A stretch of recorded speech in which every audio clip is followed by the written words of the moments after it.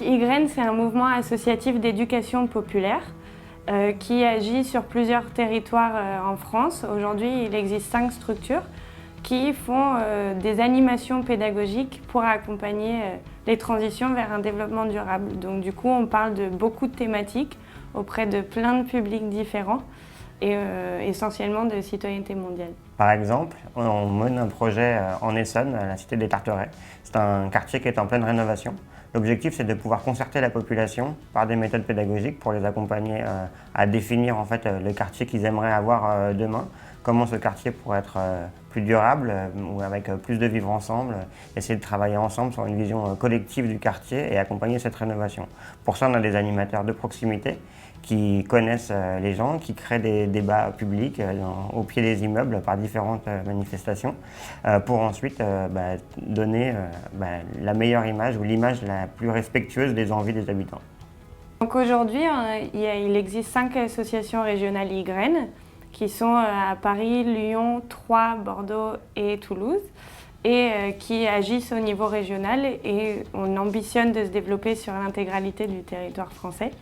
Donc du coup, d'être 13 structures à horizon 2020. Nos attentes avec le programme PIN, c'était de pouvoir capitaliser sur l'expérience qu'on avait eue pendant les 11 premières années pour pouvoir trouver des méthodes de duplication pour ensuite pouvoir permettre de dupliquer l'expérience qu'on a eue à Paris sur les autres territoires français. PIN, ça nous a d'abord apporté des outils pour justement capitaliser sur notre expérience et modéliser nos associations.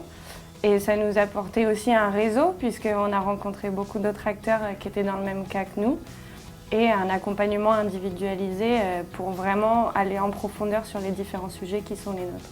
Je conseillerais aux futurs candidats de vraiment considérer la VIS comme un partenaire et de sortir un peu des cadres juste des séminaires qu'on a ou des moments d'accompagnement et de vraiment pas hésiter à solliciter son accompagnateur pour faire avancer le projet.